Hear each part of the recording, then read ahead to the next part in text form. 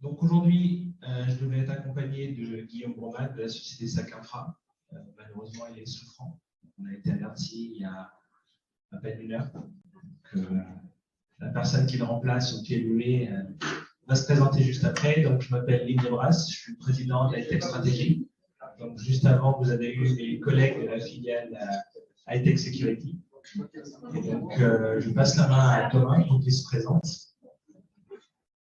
Alors, bonjour à tous. Effectivement, c'est un très bon exemple de gestion de crise, puisque je n'étais pas prévu aujourd'hui, mais je suis ravi de participer avec Mélanie Vinet à cette table ronde.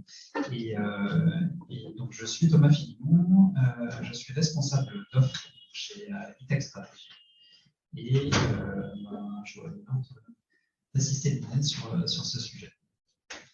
Je vais vous présenter rapidement SAC Infra. Donc, la cyber, pour nous, c'est une question de partenariat. On ne sait pas tout.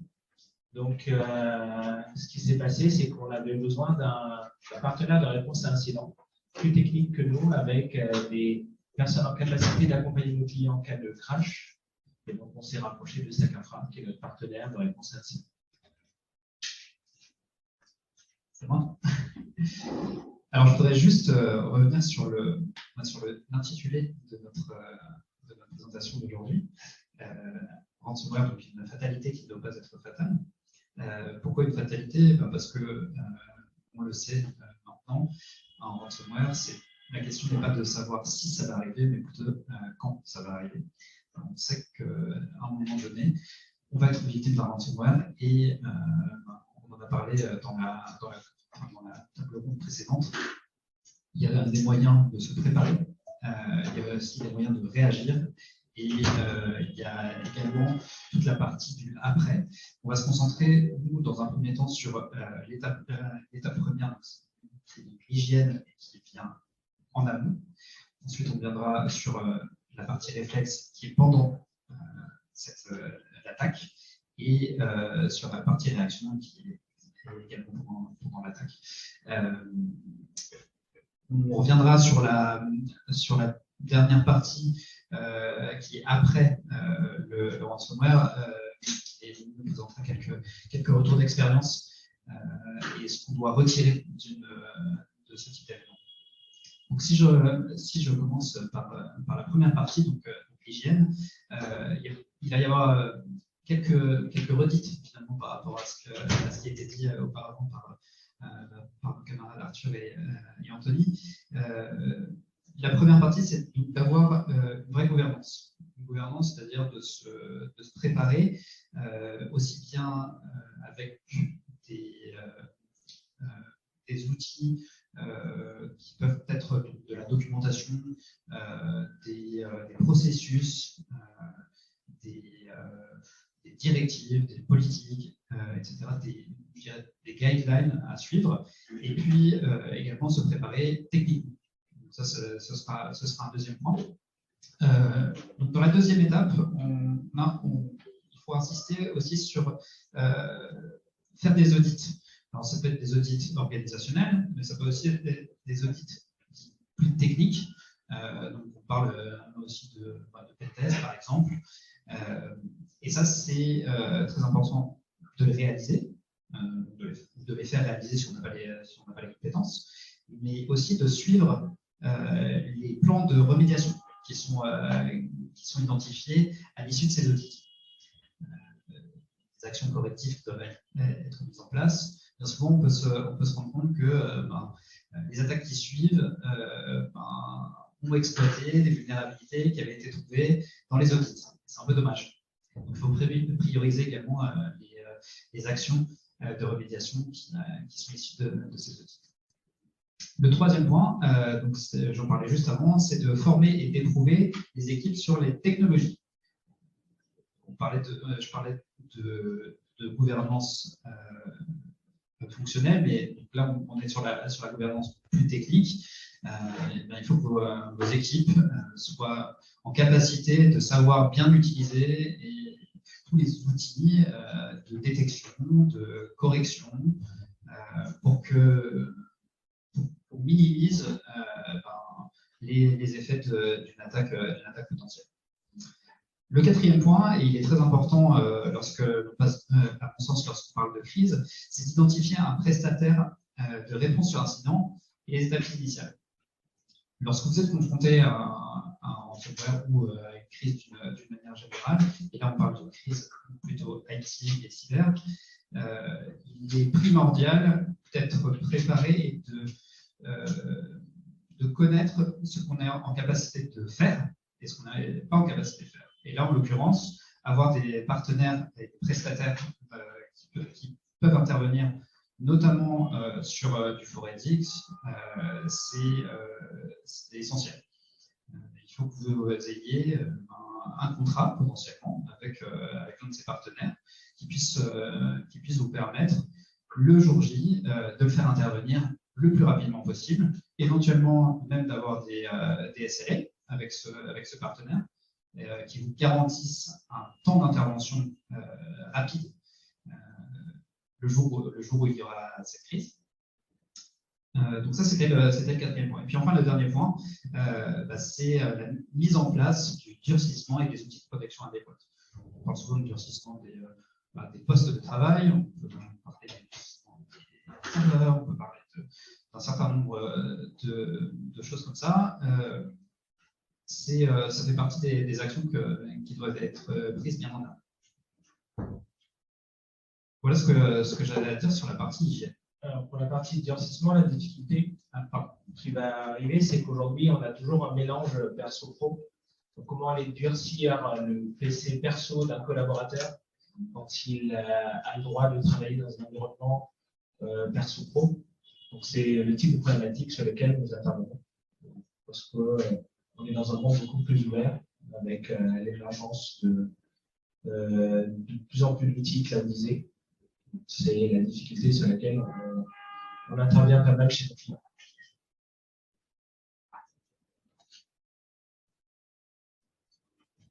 La deuxième étape, donc la partie réflexe, à partir du moment où on détecte qu'on a été attaqué et que son ransomware est bien là. On a tendance à penser, premier réflexe, je débranche. Je coupe tout ce qui est en lien avec notre système d'information, et c'est souvent malheureusement une erreur. Ce qui est important de faire, c'est de appeler figer la situation, mais c'est effectivement de réussir à isoler ce qui a été compromis. Et pour savoir ce qui a été compromis, il faut avoir une bonne connaissance de son système d'information et utiliser de bons outils, etc. La deuxième étape, tu as quelque chose à préciser sur la partie de... Un exemple vécu en incident. Les indices de compromission étaient présents dans la RAM de serveur VMware et le réflexe de l'équipe IT a été d'éteindre les serveurs. On n'a jamais pu trouver les indices qui nous auraient permis de remettre le système beaucoup plus rapidement. Donc, une partie qui permet de figer la situation, c'est de ne pas couper, mais plutôt d'isoler pour permettre aux équipes techniques de trouver les indices de compromission qui nous permettront par la suite de pouvoir remettre les systèmes plus rapidement en place. Est-ce que faire une sauvegarde spécifique à ce moment-là peut être intéressant ou c'est idiot? Une fois que le ransomware est là, une fois que le ransomware est là, faire une sauvegarde spécifique, c'est la question. Alors, si vous êtes sûr de la qualité de vos data, vous pouvez essayer, mais souvent, c'est déjà trop tard. Non, mais pour justement figer la situation. Vous risquez de sauvegarder en fait une partie qui est déjà compromise. Oui, mais pour faire une différence et éventuellement garder des indices. Alors, Parce que j'ai... hormis faire un dump mémoire qui pourrait vous dépanner, sur la partie data, je ne pense pas qu'à ce stade-là, il est déjà trop tard pour pouvoir faire une sauvegarde spécifique. Alors, à partir il aurait fallu la faire en amont, en préparation. On en reparlera juste après. Dans tous les cas, à partir du moment où vous isolez la partie qui a été attaquée, ensuite elle servira effectivement de toute façon pour la recherche de preuves et pour les experts forensics dont on parlait précédemment, avec qui vous devez contractualiser potentiellement une prestation. Justement, Oui. isolé à part couper l'Internet, c'est un peu précisé ou... Alors, couper Internet, donc en fait, l'exemple qu'on a vécu, le hacker avait deux charges d'attaque. Une première qui était présente et une deuxième qui se déclenchait en décalé quand on coupait Internet. Donc, si on avait coupé Internet, on aurait une deuxième attaque avec un deuxième foyer à gérer. Donc, l'idée d'isoler, c'est surtout de couper des réseaux sains. Donc, tous vos réseaux sains, il faut les isoler au plus vite et garder en isolation que le réseau compromis. Comment on peut savoir qu'on est dans la... Ça fait partie de l'investigation. Donc, toute la partie qui n'est pas encore chiffrée, il faut déjà commencer à l'isoler du reste, parce que sinon, vous allez avoir toujours de propagation. Et donc, est-ce que ça veut dire qu'il faut conseiller à nos... Oui, bien sûr. Merci. Merci. Est-ce que ça veut dire qu'il faut conseiller aux personnes, aux employés qui ne sont pas spécialistes de la cybersécurité de ne rien faire à ce moment-là, puisque eux ne sont pas capables de savoir ce qu'il faut isoler, ce qui est sain et ce qui n'est pas sain? Il faut leur dire ne faites surtout rien quand vous voyez le... Appelez votre service IT. D'accord. Pas rien, appelez votre service IT. Et ils vont gérer, mais surtout, oui, éviter une compromission, par exemple, par le classique, c'est la clé USB qui est compromise, vous la mettez dans un premier poste. L'utilisateur, si vous le laissez faire, qu'est-ce qu'il va faire? Il va aller sur le poste du collègue d'à côté et remettre la même clé USB en disant je ne trouve pas mon fichier. Donc, l'utilisateur, c'est de le laisser faire sans formation. Il va faire qu'aggraver la situation. Donc, après, le secret, c'est de le former pour qu'il ne fasse pas de surincident.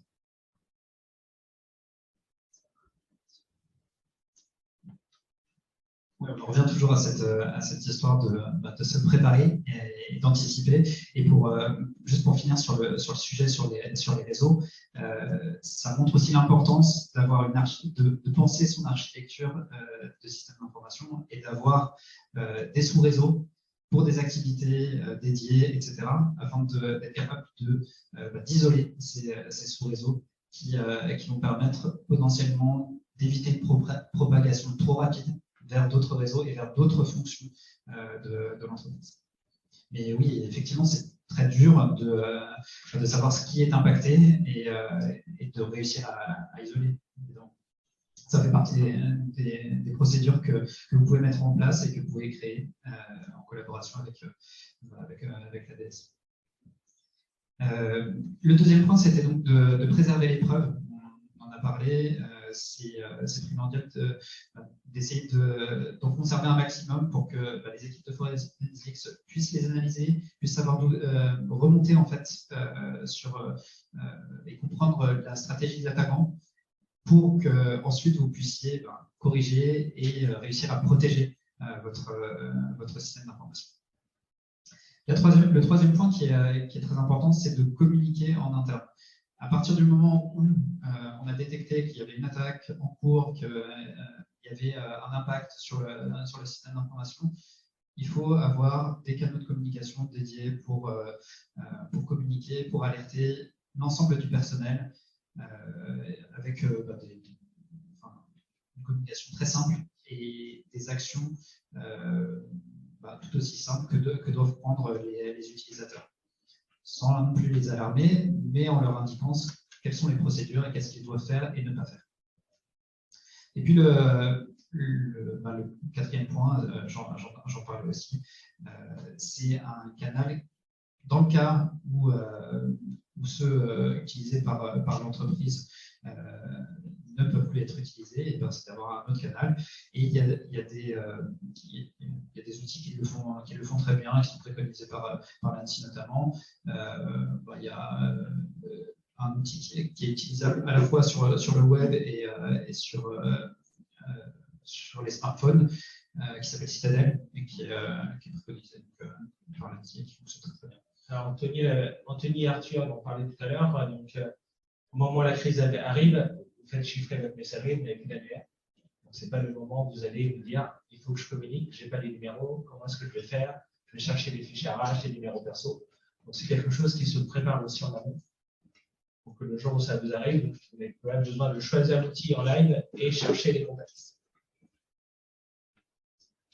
On va passer sur la dernière étape, voilà, l'étape de réponse. Je l'ai pas mal évoqué. Donc, le premier point, c'est la phase de forensique. C'est là où on va aller étudier le comportement et comment l'attaque est provenue et par quel chemin elle est arrivée. Dans le même temps, donc ça c'est votre prestataire qui va le faire si vous n'êtes pas en capacité technique, vous, de le réaliser. Le deuxième point, c'est vous, en parallèle, de faire les déclarations légales. C'est quelque chose qui avait été évoqué dans la précédente présentation également. C'est les dépôts de plainte à la CNIL, c'est alerter l'ANSSI en cas d'attaque. Il peut y avoir d'autres éléments. Et donc ça, c'est à faire en collaboration avec le RSSI, mais éventuellement le DPO aussi en cas de données personnelles qui sera impacté. Donc à vous aussi de bien comprendre et de bien cibler ce qui a été touché. Une communication externe aux besoins, ça c'est essentiel aussi. Vos partenaires, vos fournisseurs, vos clients qui pourraient être impactés par le ransomware ou par l'attaquant. Autre point, donc planifier la reconstruction. Donc ça, c'est un petit peu après, c'est à partir du moment où on sait ce qui a été impacté, faire l'état des lieux et savoir ce qu'on a de propre à disposition, en l'occurrence des sauvegardes qui vont être externalisées, par exemple. Et puis enfin, c'est mettre en œuvre cette reconstruction avec un plan précis et on va le voir tout à l'heure avec une stratégie qui est définie en amont. Alors, je vais prendre la suite. Alors, je pense que Guillaume nous regarde, donc c'est quelque chose sur lequel on a travaillé avec Guillaume en se disant si on devait avoir une architecture la rêvée pour minimiser les corruptions et les possibilités de ransomware chez notre client, quelle serait-elle? Donc, l'architecture classique avec un client qui a un site B en PCA. Mais on se retrouve rapidement devant une problématique. C'est que si j'ai un ransomware qui attaque le site A, je suis tranquille et il attaquera aussi le site B. Parce qu'il y a une belle réplication qui est déjà prévue pour qu'il puisse chiffrer le site B. Donc, PCA, même un PRA en décalé, je ne sais pas à quel moment j'ai été attaqué. Donc, si je synchronisais toutes les heures et que l'attaque est passée et que je m'en rends compte au bout de 8 heures, j'ai aussi synchronisé mon ransomware. Donc, on s'est posé en se disant qu'est-ce qu'on pourrait faire. Bon, ce serait très coûteux. C'est pour ça que c'est rarement mis en œuvre. Ce serait créer un site A'. Ce site A', il aurait cette particularité, c'est que c'est lui qui irait chercher les datas sur le site A. Il serait en réplication du site A, donc vous voyez déjà le coût. Ça veut dire un troisième site de production, pleine charge, donc avec le coût associé. Un serveur pivot qui, lui, irait chercher la data sur le site A, qui, lui, pourrait la nettoyer au besoin avant de la répliquer sur la data sur le site répliqué en A'. Donc, pourquoi cette architecture? Parce que notre première règle, c'est vraiment la data qui est attaquée. C'est l'application qui va chiffrer la data. Et la data en elle-même, on n'a pas encore vu d'attaque sur la data. Donc, le risque de répliquer de la data, c'est un risque faible de ramener la compromission. Il va se porter plutôt sur un Excel, une macro Excel, une exploitation d'une faille existante, une faille applicative. Mais on n'a pas encore vu d'attaque sur une faille de la data et de corruption dans la data. Et il nous reste un risque résiduel qu'on n'arrive toujours pas à mitiguer, c'est notre site A', vu que c'est un site de production. Il faudra quand même le mettre à jour. Il faudra s'en occuper, il faudra l'administrer. Donc on se retrouve avec ce risque résiduel qui sont les accès admin pour les mises à jour. Donc c'est pas mitigué à date. Mais ça, c'est un exemple de site qui pourrait être un site qui ne serait pas ransomware free, mais pas loin. Donc, c'est ce qu'on voulait vous présenter sur cette partie. Après, si vous avez des exemples d'entreprises qui l'ont fait, mais on voit bien que là, on serait pas mal au niveau sécurité et en capacité de traiter les incidents et éviter la rupture et les arrêts de plusieurs jours d'activité. Ce sur quoi tu peux peut-être insister bien quand même, c'est l'aspect coûteux d'un type d'architecture. C'est sûr que 3 sites de production, on est tout de suite sur un coût important pour les clients. Et après, ça dépend de l'activité du client, le coût de son IT et la perte qu'il aura si son site était down. Donc, si le client a une activité qui pèse plusieurs dizaines de millions d'euros par jour et que son site de secours lui coûte à peine quelques centaines de d'euros, je pense que ça vaut le coup de réfléchir. Si son site de secours, son site à prime lui coûte plus cher que la perte business qui va être associée, dans ce cas-là, il y a peu d'intérêt. Donc, il restera dans le fonctionnement avec un site A, un site B, et puis en cas d'attaque, il aura une super équipe de réponse à incident pour l'accompagner. Donc, si on se dit qu'on n'a pas l'argent pour l'architecture rêvée, ce qui est 99,99% des cas, tout va se passer sur la priorisation. Donc, il faut se préparer. La préparation sera vraiment clé. Donc, ce qu'on a essayé de présenter sur ces différents cercles, c'est qu'il va falloir classifier les assets de l'entreprise. Donc, on aura ce fameux corps qui ne peut jamais s'arrêter. On aura le critique. Et après, on aura les services.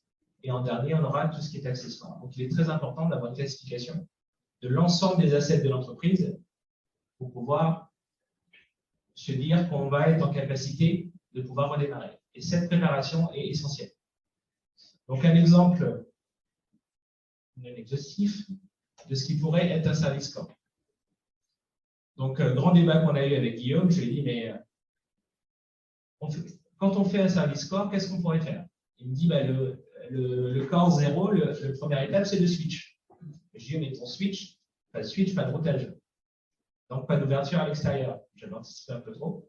Avant d'ouvrir, il faut déjà redémarrer. Si vous n'avez pas vos switches, votre firewall ne sert à rien, vous ne connectez pas vos serveurs.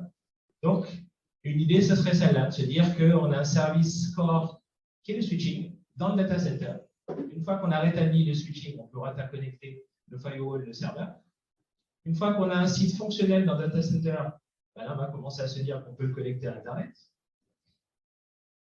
Et une fois qu'on l'a connecté à Internet, on peut après lancer notre système de stockage, parce qu'on aura quelque chose de prêt, on pourra remettre de la data. Et après, on peut mettre le SX, donc la partie virtualisation, la DNS, et vous voyez encore, on n'a toujours pas d'appli. Donc, on a mis énormément d'efforts à redémarrer quelque chose, mais qui consomme de l'électricité, mais qui ne fait toujours pas travailler l'entreprise. Donc là, on passe sur la partie critique. On commence à restaurer tout le reste. Donc, on commence à restaurer la data, donc les filers, du Citrix si on a du Citrix, de l'impression, de la messagerie, du SAP, de la téléphonie, de la sauvegarde. Donc, on voit bien que la partie restauration arrive en étape 2, parce que si vous n'avez pas le corps, vous n'avez pas vos serveurs, vous n'avez pas vos switches, vous n'avez pas vos firewalls, ça sert à rien d'essayer de restaurer, parce que vous n'avez aucun asset en capacité de récupérer votre data. Et après, on se rend compte que les applications d'entreprise n'arrivent qu'en troisième position sur nos services. Donc, une fois qu'on a restauré tout ça, on a déjà passé une bonne journée, voire plus, mais on n'a toujours pas d'application permettant de travailler.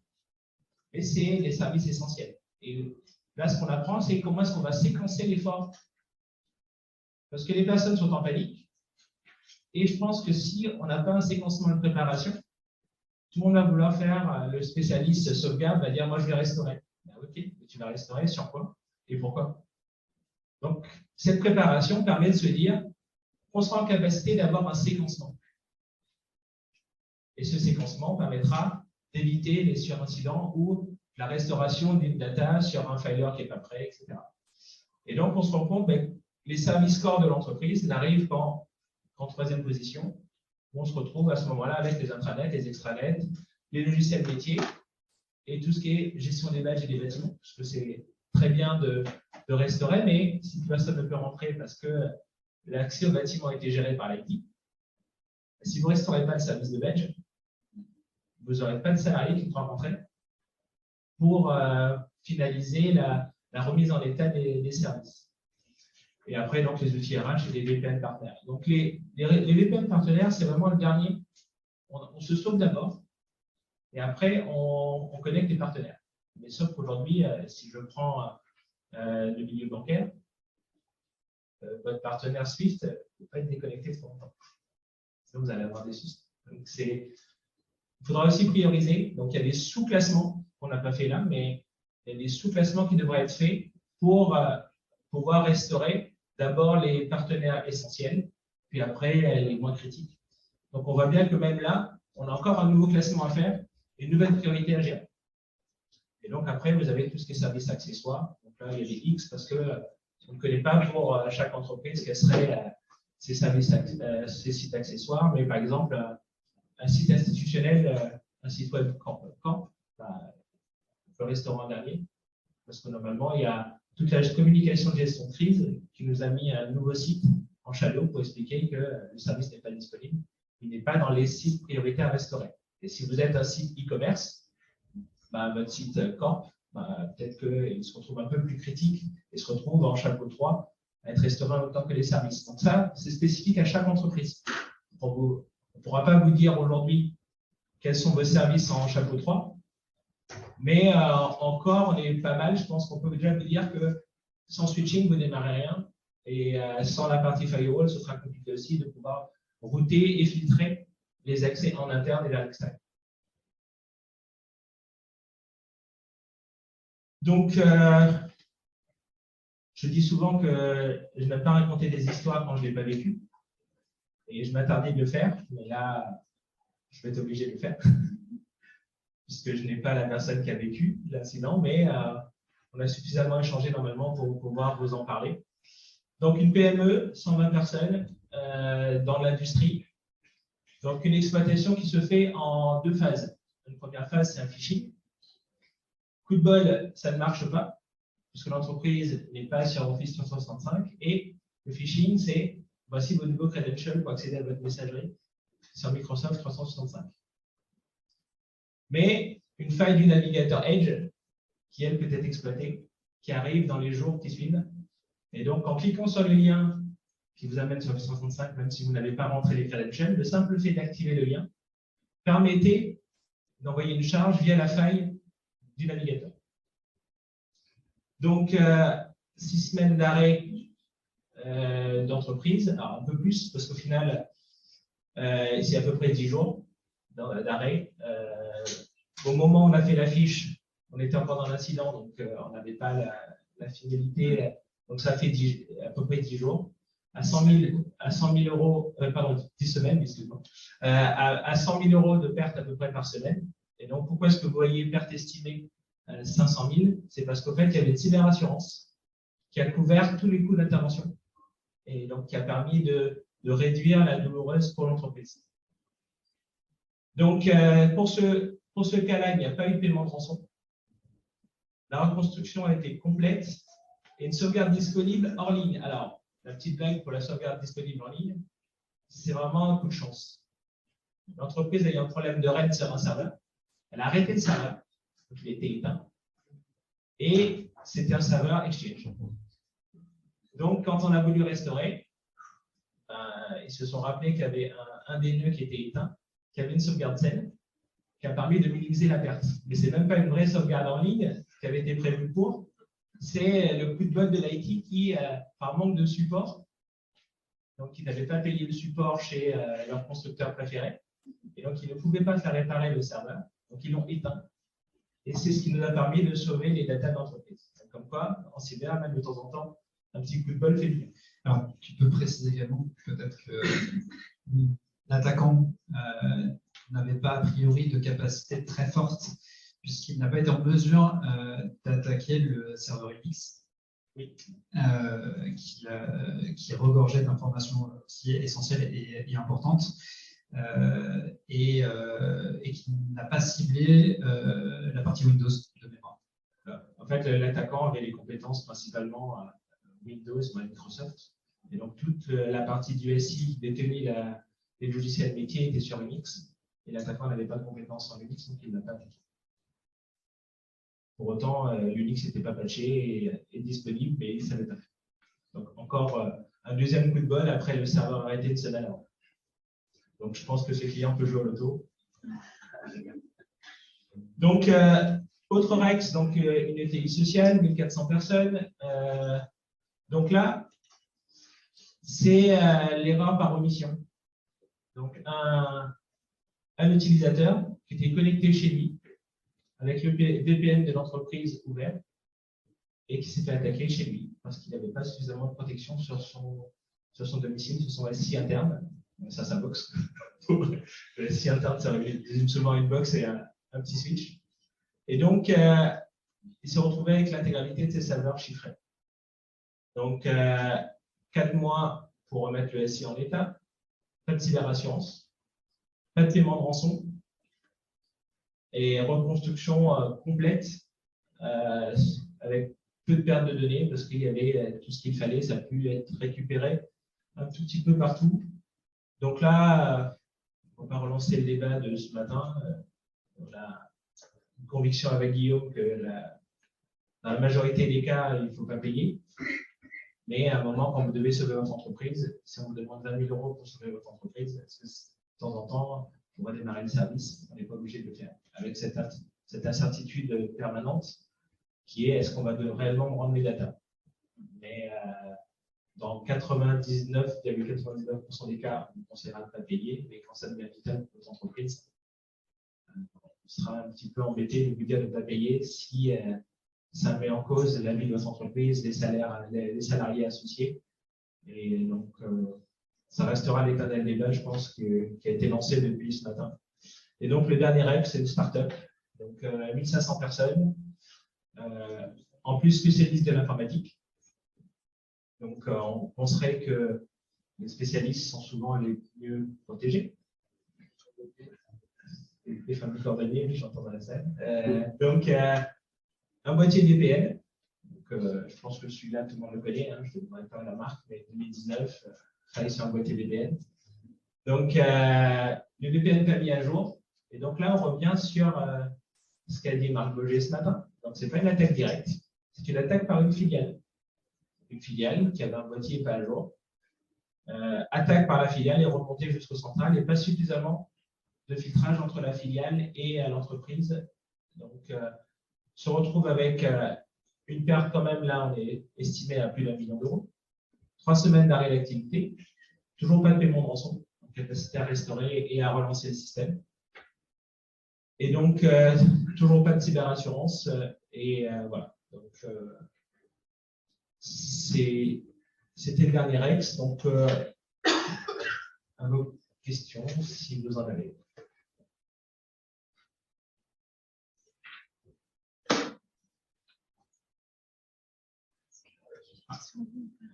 Une question.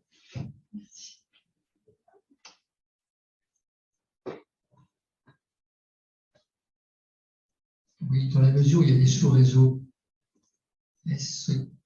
quel est le mode d'emploi, enfin, quelle est la meilleure solution? Est-ce que c'est des sauvegardes tournantes? Alors, il va falloir préciser la question. Si vous avez un sous-réseau de sauvegarde? Non, maintenant il y a des sous-réseaux Oui. dans votre entreprise. Quelle est la meilleure façon de gérer ces sous-réseaux? Est-ce que c'est des sauvegardes spécifiques, tournantes? Alors, les sous-réseaux sont surtout là pour nous apporter la segmentation qui nous permet de filtrer entre les sous-réseaux. Donc, la première bonne pratique, c'est de mettre un maximum d'access list pour éviter qu'on puisse accéder d'un sous-réseau à un autre. Après, pour la sauvegarde, souvent, on fait un sous-réseau qui est routé jusqu'à la sauvegarde, faire un sous-réseau indépendant. Après, la façon de sauvegarder, je veux dire, il n'y a pas de bonne pratique de la sauvegarde. Si vous avez beaucoup d'argent, la bonne pratique de la sauvegarde, c'est de faire la différentielle, parce qu'il vous faudra uniquement une foule et une différentielle pour repartir. Mais souvent, ce qu'on fait, c'est l'incrémental. Donc là, il nous faut absolument beaucoup plus de fichiers pour pouvoir restaurer. Après, c'est propre à chaque métier, sur la rotation. Si vous avez du réglementaire, on peut se retrouver avec une rotation tous les 10 ans, parce que pendant 10 ans, vous devez garder les datas. Ça, c'est typiquement dans le milieu bancaire. Donc, pendant 10 ans, les datas doivent être sur un disque warm, donc write once with many, et donc pendant 10 ans, vous ne pouvez pas l'altérer. Comme peut-être si vous êtes dans un système qui n'est pas du tout réglementaire, avec de la lutte volatile, il est possible que vous n'ayez pas besoin de sauvegarde. Donc ça dépend vraiment de votre métier cœur pour savoir quelles seraient les rotations et la durée de rétention pour chacune des sauvegardes. C'est pour ça qu'il y a des bons filtrages pour s'assurer que les sauvegardes ne soient pas vérolées par bon cours de vérolage. Alors, je ne suis pas sûr qu'il y ait une bonne réponse à cette question. Nous avons déjà vu sur des attaques où l'attaquant avait détecté la baie répliquée. Et pourtant, il n'y avait pas énormément de ports ouverts, mais il avait détecté le port spécifique du constructeur. Donc, il s'est dit, il va avoir une baie répliquée. Et ce qu'il a commencé par faire, c'est d'abord de mettre en défaut la baie répliquée avant d'attaquer la baie principale. Donc, je ne suis pas certain que le filtrage sous réseau soit la solution là-dessus. Donc, ce sera plutôt d'avoir une sauvegarde externalisée qui vous permettra de vous sauver. Dès qu'il y a de la réplication, on est à peu près sûr qu'à un moment ou à un autre, vous allez répliquer le ransomware, la partie corrompue. Donc, on met de la réplication pour avoir un maximum de disponibilité, pour pouvoir repartir au plus vite. Mais bizarrement, c'est via cette réplication quasi instantanée. On peut être corrompu et après, une fois qu'on est corrompu, on ne peut pas restaurer. Donc, on reste sur de la data offline pour s'en sortir.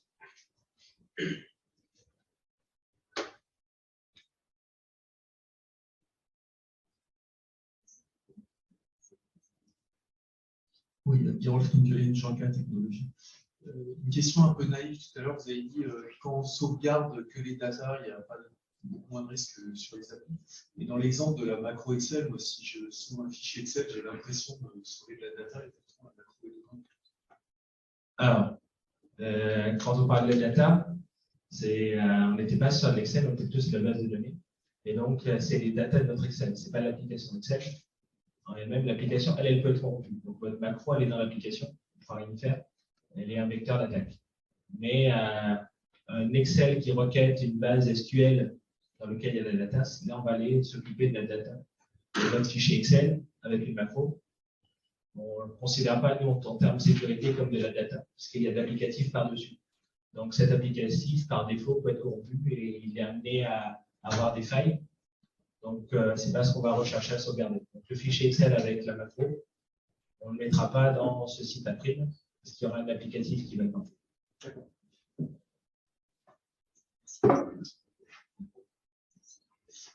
Michel Séjean, Université Sorbonne Paris-Nord. Quelles peuvent être les bonnes pratiques pour les attaques par rebond, faire en sorte que le sous-traitant ou prestataire puisse monter son niveau de cybersécurité au même niveau que le sien? Alors, la première méthode, c'est la contractualisation.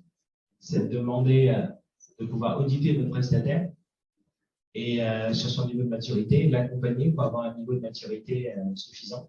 Après, ce qui va bloquer, c'est le métier. Si on n'écoutait que les équipes sécu, on interdirait la connexion des prestataires qui ne sont pas à niveau de sécurité au moins équivalent d'être. Ce qui n'est pas toujours le cas. Et si c'est votre prestataire dépendant, vital pour pouvoir faire votre business, on ne pourra pas le bloquer. Donc, c'est vraiment l'accompagnement du prestataire.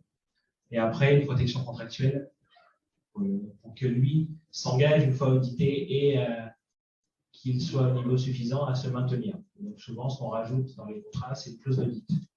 Le prestataire est audité 2-3 fois par an pour aller vérifier que son niveau de sécurité est maintenu. Bonjour. J'ai une question par rapport à la priorisation de l'organisme des services. Vous avez présenté 4 priorités. Quel est celui qui prend le plus de temps? Alors, celui qui prend le plus de temps, c'est le chapeau 3, parce que c'est là où vous avez de la data de l'applicatif. Après, celui qui est vital, c'est le 1. C'est le corps 0. Mais oui, parce qu'en fait, on ne peut pas vous garantir la vitesse. On ne peut pas vous garantir la vitesse de restauration. Typiquement, votre data cell, c'est une bande qui est offline, qui est à 500 km de Paris. faut déjà le transit des 500 km jusqu'à votre data center, retrouver un lecteur qui fonctionne, qui puisse restaurer, et puis sur le board, on n'a pas de garantie. Donc ça peut mettre 12 heures, ça peut mettre 24 heures, ça pourrait mettre 48 heures, une semaine. Donc le chapeau 3 reste le plus difficile parce qu'il est dépendant des éléments techniques et surtout de la localisation de votre data. Est-ce qu'on peut avoir des éléments, par exemple, sur le chapeau 4, qui dépendent quelque part du chapeau 3, des choses qui ne se terminent jamais? En fait, dans le chapeau 4, c'est surtout ce qui est accessoire. Donc le chapeau 4, on l'avait dessus accessoire, c'est ce qui n'est pas vital pour le fonctionnement de votre entreprise. Un site institutionnel n'est pas vital, c'est votre cœur business qui est important. Vous êtes une industrie, c'est votre système Indus qui est la priorité pour repartir. Qu'il n'y ait plus les belles photos et l'histoire de votre entreprise, à ce moment-là, c'est pas notre sujet. Mais c'est quand même pour le rétablir, parce que ça fait partie de l'image. Donc c'est pour ça que sur la gestion de crise, on a une gestion de crise très IT. Et après, rapidement, on demande à l'équipe communication de rentrer en relation avec nous. Parce que c'est l'équipe communication qui pourra nous dire ce qui est au niveau image extérieure important à restaurer. Parce que l'IT ne saura jamais. Donc, on s'appuie toujours sur deux acteurs. Le premier, c'est l'IT, qui nous donnera la classification et les éléments vraiment vitaux pour lui pour repartir. Et après, on va passer avec la communication qui travaillera sur tout ce qui est image extérieure. Souvent, les personnes de l'IT, on n'est pas les plus grands communicants. Et donc, on a besoin de prendre des spécialistes de chaque métier. Et la com devient un maillon essentiel à partir du chapeau 3. Parce qu'on doit commencer à communiquer vers l'extérieur, vers le public, vers les fournisseurs. Et puis, il faut éviter, il y a souvent des fuites. On ne peut pas trop passer à côté. Donc, une fois qu'il y a des fuites, qu'est-ce qu'on fait? On voit ce qu'on fait avec la com pour s'en sortir. Mais surtout, ne laissez pas communiquer que l'IT. C'est une catastrophe. Et donc, on a la dernière question qui est posée par un étudiant dans le domaine, donc, qui pose une question plus globale sur la partie RH. Selon vous, la France sera-t-elle en mesure de répondre aux défis numériques liés à la cyber en prenant la difficulté de recrutement? Et avez-vous des exemples de déficits en recrutement de type ingénieur ou cadre formés à la gestion de la problématique cyber? Le déficit est récurrent. Tous ceux qui travaillent dans la cyber, si on n'a pas 3 appels par semaine pour aller débaucher. Donc, sur la cyber, en fait, aujourd'hui, il n'y a pas de solution à part la formation. Donc, une des pistes, c'est de prendre des personnes qui sont en reconversion, quoi qu'il arrive. Il nous manquera des ingénieurs cyber et il nous en manquera les écoles de proxy. Donc, ceux qui arrivent, ils peuvent être tranquilles, ils auront du boulot. Mais ça ne suffit pas pour venir combler le manque qu'on a actuellement. Donc, une des pistes, c'est de prendre des personnes en reconversion. Ce qui est vraiment intéressant, c'est une personne qui a eu un parcours technique on-prem et donc qui a fait du réseau et qui souhaite aller vers la sécurité parce qu'il sera à même à accompagner les phases d'attaque, par exemple, parce qu'il sait travailler sur le plan 0. Donc, il est en capacité de pouvoir nous aider. Donc, c'est surtout de la reconversion, de la montée en compétences de personnes qu'on a déjà en entreprise. Souvent, on va chercher à l'extérieur ce qu'on a déjà en entreprise. Donc, la formation de nos ressources est, je pense, clé. Et donc, pourquoi pas demain se retrouver avec un comptable, consultant en cyber. Je pense que c'est pas. On sera bien content de le trouver le jour où on devra restaurer le système de comptabilité. Il y aura les réflexes, il peut être un métier. Donc, on peut lui rajouter cette couche cyber. Je pense que le gros défi, c'est former. Donc, et des personnes de tous horizons, et pas uniquement des personnes de l'élite. Merci beaucoup.